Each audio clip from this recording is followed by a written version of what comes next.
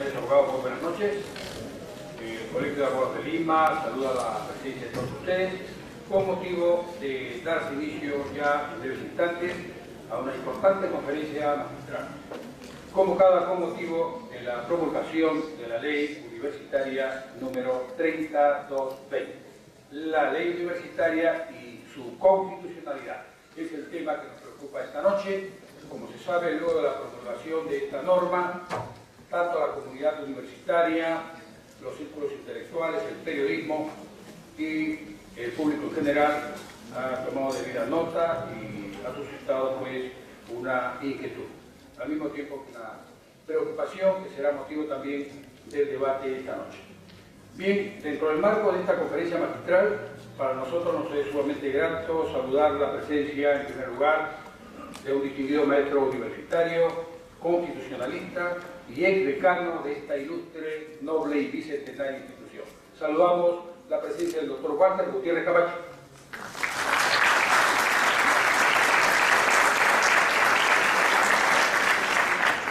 Igualmente está con nosotros un distinguido profesor de la Maestría de Política Jurisdiccional y de Derecho Procesal de la Pontificia Universidad Católica del Perú. Actualmente está llevando doctorados en la misma y prestigiosa Casa de Estudios, socio del estudio Valle Riestra Abogados, especialista también en Derecho Constitucional. Saludamos la presencia del doctor Luciano López Flores.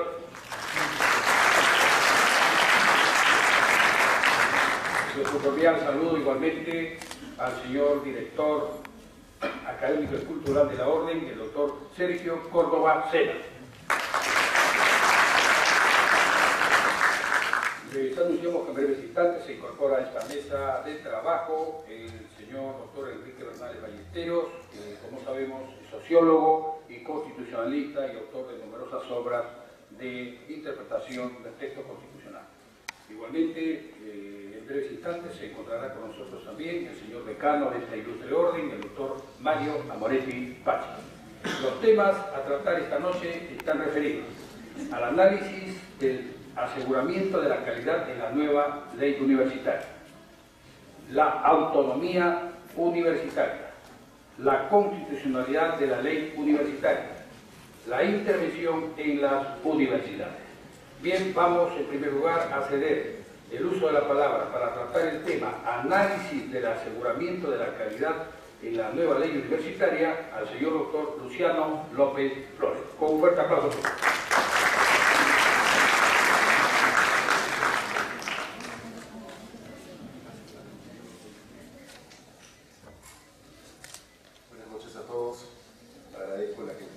Del Colegio de Abogados de Lima, que tengo el honor de ser miembro de esta orden. También saludar a los distinguidos colegas, maestros universitarios que me acompañan esta noche en la mesa, el doctor Bernales, el decano Gutiérrez y sobre todo la gentil invitación del decano Mario Moreno. Esta noche yo he querido escoger uno de los temas que entiendo más debate genera. Bueno, en realidad la ley es bastante controversial, pero uno de los aspectos que genera muchísimo debate tiene que ver con el aseguramiento de la calidad de la educación universitaria en la nueva ley justamente de los claustros universitarios. Yo voy a dividir mi exposición esta noche en dos partes. Una primera parte en la que quisiera empezar reflexionando sobre cuál es el estado de la cuestión desde mi punto de vista actualmente en este tópico, el aseguramiento de la calidad universitaria. Esto por un lado. Y en una segunda parte es que voy a bajar a hacer un comentario mucho más específico sobre qué luces y qué sombras tiene en todo caso la ley universitaria actualmente aprobada y que se encuentra en actual vigencia. Sobre la primera parte, y entro ya en materia, que tiene que ver con cuál es el estado de la cuestión, creo que no podemos perder de vista algo que, sinceramente, yo hasta el momento no lo he escuchado mucho en el debate mediático en el que se ha estado hablando y cuestionando sobre lo que concierne a esta nueva ley universitaria, y es qué rol tienen las actuales sentencias del Tribunal Constitucional que han sido dictadas en dos casos muy concretos y que en mi modesta opinión son dos sentencias que prácticamente dibujan un parámetro sobre el cual habría que pasar el tamiz de esta nueva ley universitaria. Me refiero concretamente a la sentencia 0017-2008, acción de inconstitucionalidad. Es la sentencia pronunciada a propósito del control de constitucionalidad de la ley 28564. Para hacer un poco de memoria, esta ley fue la que prohibió que se sigan creando filiales de claustros universitarios a nivel nacional, y que el Tribunal Constitucional declaró inconstitucional esta ley, pero que estableció un conjunto de mandatos.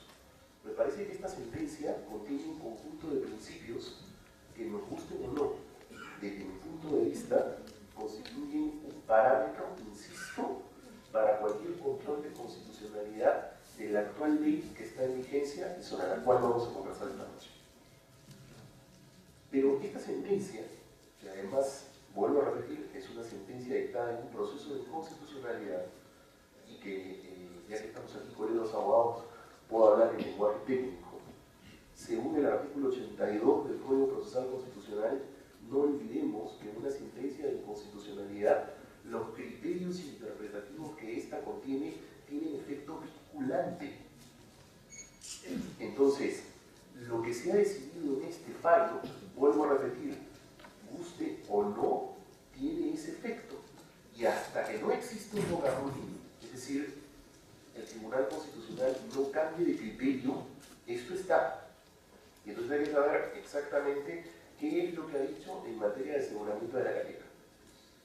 Pero esta sentencia, a su vez, los criterios que contiene, ha sido ratificada por el Tribunal Constitucional en otro fallo, que es el caso 0019-2011, proceso de inconstitucionalidad, que es una sentencia pronunciada a propósito del control de los artículos 1 y 4 y la tercera disposición complementaria final de la ley 29652 que creó la Universidad Nacional Autónoma Altoandina de Tarma. En esta sentencia, el tribunal declaró inconstitucional estos dispositivos y ratificó, una vez más, los criterios que están en esta sentencia. Bueno, ¿qué cosa dice el Tribunal Constitucional en relación a este tema? Primero que nada, creo que el solo hecho de que con acierto el Colegio de Abogados abra el debate con relación a esta ley gira en torno a algo que nos preocupa a todos, los profesionales y la sociedad civil en su conjunto, la calidad de la educación. No solamente la calidad de la educación a nivel básica regular, sino aquella que tiene que ver con la universitaria, la formación de los profesionales. El Tribunal Constitucional, siguiendo una serie de lineamientos de la jurisprudencia de la Corte Interamericana de Derechos Humanos, e incluso del Tribunal Europeo también, y también incluso de pronunciamientos y estudios hechos por la UNESCO, reconoce que el derecho a la educación es un derecho básico en toda sociedad que se preste democrática, porque solamente a través de la educación es que nosotros podemos consolidar otro tipo de derechos e incluso afirmar, como corresponde a nuestro propio proyecto de vida, cómo proyectar, cómo diseñar un proyecto de vida, valga la redundancia, si no estamos lo suficientemente informados, lo suficientemente formados. Y eso es, en términos simples, lo que constituye el derecho a la educación. Bajo ese criterio tan simple, tan básico, tan ilustrativo, es que, entrando un poco más en la profundidad de lo que dice esta sentencia, dice el tribunal que uno de los elementos que forman parte del contenido constitucionalmente protegido del derecho a la educación es a contar con una educación de calidad. Por consiguiente, la calidad forma integrante de esta suerte de núcleo duro del derecho fundamental a la educación. Si esto es así, el razonamiento a donde apunta el tribunal es que dice que según lo que establece el artículo 16 de la Constitución, el Estado tiene el deber de supervisar, de verificar que la educación sea impartida en todos los niveles con la suficiencia, con los criterios de calidad. Ojo con este elemento, porque a partir de eso, el Estado entonces no puede ponerse de lado, no puede ponerse de costado frente a lo que es requerir que los centros educativos de todos los niveles, con mayor razón incluso los universitarios, insisto, presten un servicio educativo de calidad. Esto que estoy mencionando, según lo que señala el Tribunal Constitucional en esta sentencia, lo que dice el Tribunal es que la realidad de la educación universitaria, desde que se dictó hace 30 años la ley hoy derogada, lo que ha colocado es que el Estado nunca ha tenido un órgano que realice esa supervisión de la calidad a la cual obliga el artículo 16 de la Constitución. Dice el Tribunal Constitucional que entonces aquí lo que ha sucedido es que mientras la ley universitaria actualmente derogada creaba un órgano cual es la Asamblea Nacional de Rectores, esto era no más que otra cosa que un control interno de la calidad, en todo caso, de la educación universitaria. Pero ese control externo por parte del Estado, según este fallo, dice que estaba totalmente ausente. Entonces, esta sentencia en su momento, si bien hacemos un poco de memoria, en su momento fue bastante cuestionada. He incluso mirado un poco las noticias en la internet y incluso el propio expresidente Alan García, cuando salió este fallo, decía que como todo demócrata acataba el fallo, pero no compartía sus criterios. Y es que, vuelvo a repetir, guste o no, lo que dice esta sentencia es que hay dos tipos de controles de la calidad. Un control externo, que según, en opinión del Tribunal Constitucional, según el artículo 16 de la Constitución, debiera realizarlo el Estado, y un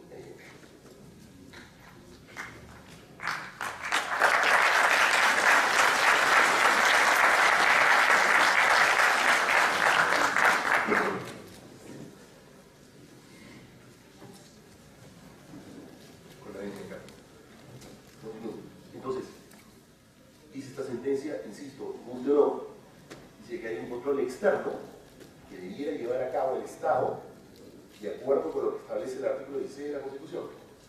Y hay un control interno o de autorregulación o de autosupervisión que son las que realizan, en todo caso, en el panorama anterior a la entrada en vigencia de esta ley que estamos ahora analizando, llevaban a cabo la ANR y el CONAF. Incluso esta sentencia en su momento, como decía, fue tan cuestionada que lo que dijo este fallo fue de que además las normas de creación del CONAF son inconstitucionales, porque, vuelvo a repetir, lo que estaban trabajando son justamente las formas de regulación o de supervisión interna, pero no la externa, que es la que en todo caso manda el artículo 16 de la Constitución. Entonces, frente a ese vacío de la supervisión de parte del Estado, que, vuelvo a repetir, en la idea de que la calidad forma parte del contenido constitucionalmente protegido del derecho de la educación que tenemos todos, entonces decía que el Estado había prácticamente abdicado de su función reguladora, supervisora y fiscalizadora de la calidad de la educación universitaria. Es por ello que esta sentencia en su parte resolutiva, me voy a permitir incluso mencionarlo muy brevemente, pero me parece medular para lo que estamos hablando esta noche. Fuera de que declaró fundada la demanda de inconstitucionalidad, pero por un examen de razonabilidad sobre el tema de las filiales, no es que las autorizó, sino que dijo que para que existan filiales esto tenía que ser en materia de regulación por el propio Estado, etcétera, etcétera, pero por medidas menos graves. No voy a tocar ese tema ahora. Sino que dijo en su parte resolutiva 4 que declaraba la existencia de un estado de cosas inconstitucional de carácter estructural, porque señaló que el sistema educativo universitario dice que solo puede ser reparado en un sentido mínimo con las decisiones adoptadas en esta sentencia, por motivo por el cual es obligación del Estado adoptar de inmediato, respetando los criterios expuestos en esta sentencia, las medidas institucionales necesarias, legislativas, administrativas, económicas, etc., para reformar el sistema de educación universitaria en el país.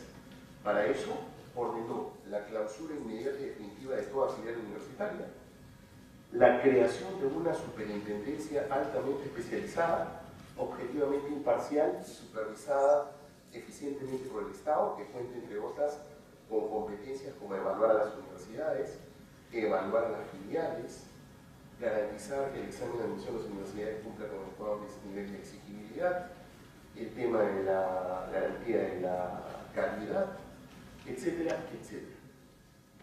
Nuevamente, una decisión como esta generó el debate y la tensión que genera en todo país en donde existen tribunales constitucionales, las naturales tensiones entre el contralor de la constitucionalidad y el legislador actual.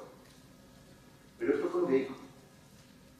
Si ustedes revisan el dictamen de la comisión que ha aprobado esta ley, que propuso, este texto sustitutorio al final y que ha terminado la ley que ahora estamos cuestionando, justamente toma como parámetro de apoyo para la creación de la famosa superintendencia, no recuerdo bien el nombre, pero la sigla, entonces SUNED, para la creación de la superintendencia, la existencia de estos dos fallos. Entonces, he querido dibujar este primer panorama porque, insisto, vuelvo a repetir, más allá de que me guste o no me guste, esté de acuerdo o no esté de acuerdo con lo que dicen estos dos fallos existen. Y hasta que no existe un nuevo ruido, vuelvo a decirlo, me parece que vamos a tener que trabajar sobre la base de estos parámetros. Entonces, todo control de constitucionalidad que se pueda plantear hoy contra esta ley, habría que pasarlo por este tamiz, porque estoy de acuerdo que muchas cosas se pueden revertir, pero creo que habría que recurrir a una argumentación en la cual tratemos de rebatir lo que se ha planteado en estos criterios que hoy en día ya están vigentes y que, si me permiten el término, me parece que desde el momento en el que salieron estos fallos ya había allí una flecha clavada en el corazón de la ANR y de la CONAF, desde mi modesto punto de vista. Bajo ese parámetro, lo segundo que quisiera decir es, pero entonces, ¿qué cosa es lo que asegura la calidad? ¿Y cuánto este aseguramiento de la calidad puede afectar la autonomía universitaria? En un primer momento, habría que señalar dos cosas. Primero, creo que hoy en día algo que se asume como, me atrevería a decir, pacífico en el derecho constitucional es que no existen derechos absolutos, por decirlo de alguna manera. Y que, por tanto, en la idea de un Estado constitucional no tampoco existen zonas exentas de control. Entonces, enarbolar la bandera de la autonomía tampoco significa que es autarquía.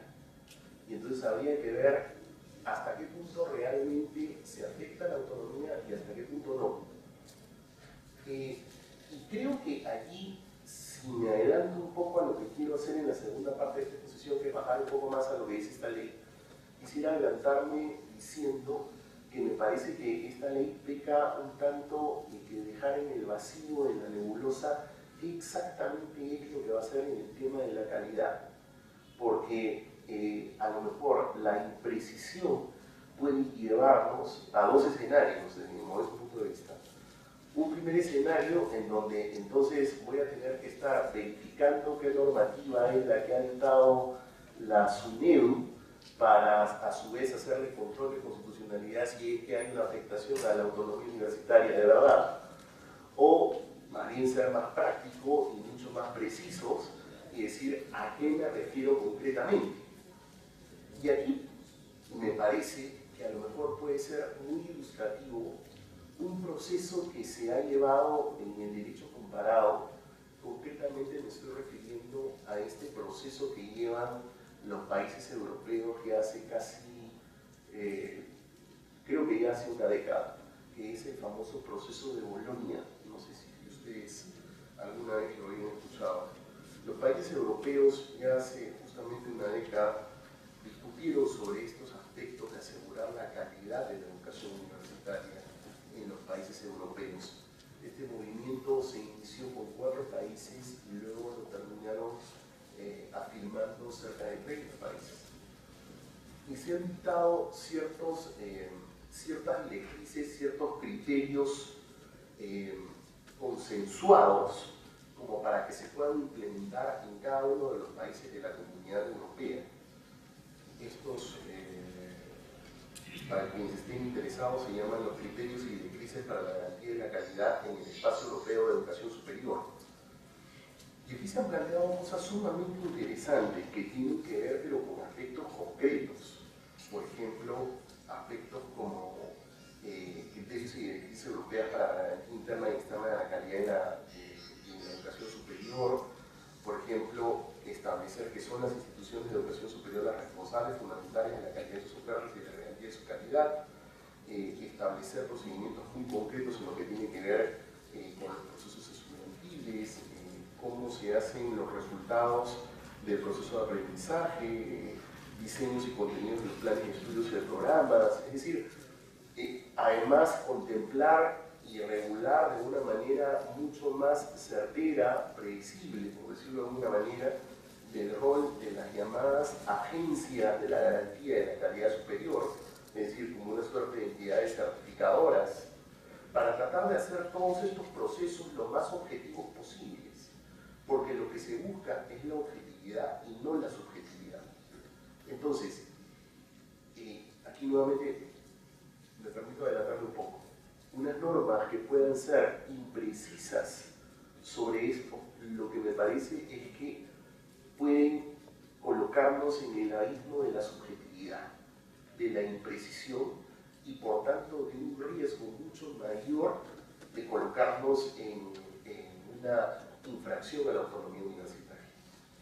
Dicho sea de paso, voy aquí regresar nuevamente a estos fallos del Tribunal Constitucional, porque el Tribunal ha establecido aquí ciertos principios, vale la pena mencionarlos porque me parece que tampoco son tan precisos que digamos, pero al menos creo que son una base de donde se podría jalar un poco más de insumos para tratar de colocar una serie de puntos de anclaje donde tratemos de tejer objetividades en este control de la calidad.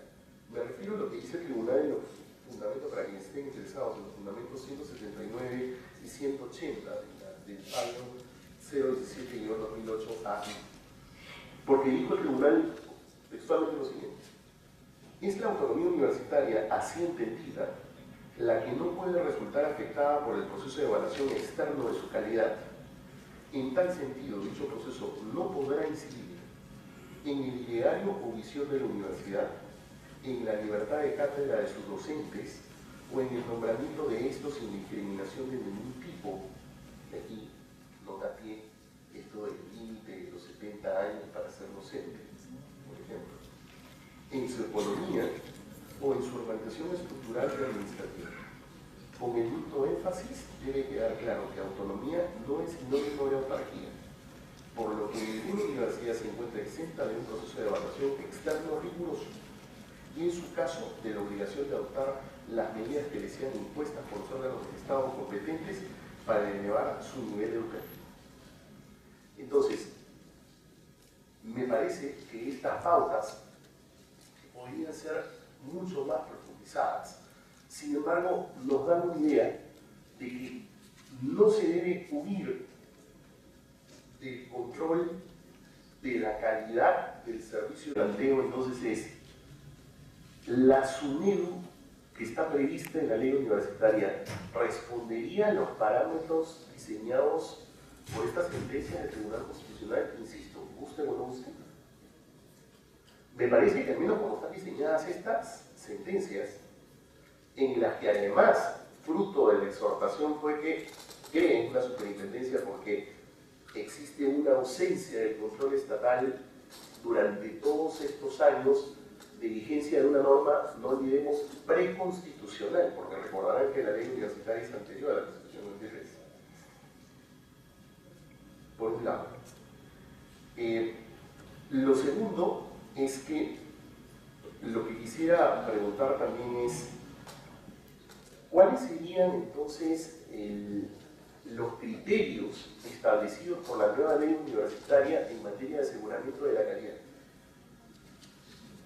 Si uno revisa lo que dice la ley, vamos a poder advertir que en el artículo 15 señala un conjunto de funciones de SUNEDU y en lo que refiere concretamente a la calidad, simplemente dice supervisar en el ámbito de su competencia la calidad de la prestación del servicio educativo considerando la normativa establecida respecto a la materia. Pero la normativa respecto a la materia, hasta donde no me falla la memoria, creo que lo único que existe es una plataforma legal que creó el famoso CINEACE. No sé si ustedes lo recuerdan, que la 12ª disposición final de esta ley establece que debe entrar en reorganización. Y es este famoso Sistema Nacional de Evaluación, Acreditación y Certificación de la Calidad Educativa.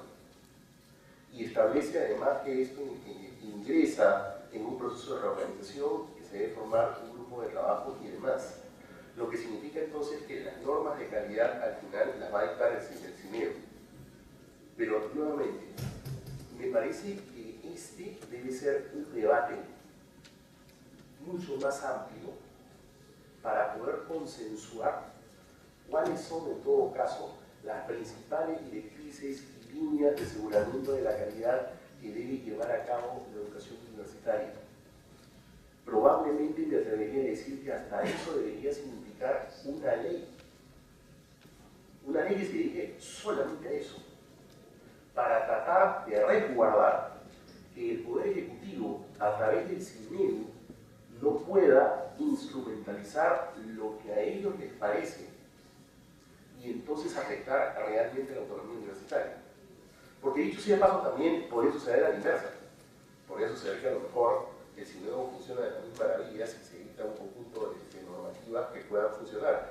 Pero como estamos en el Perú y nuestros países latinoamericanos justamente adolecen de estas injerencias políticas y de estas democracias aún no maduras, creo que son los espacios de mayor consenso los que deben primar para evitar estos abusos de poder.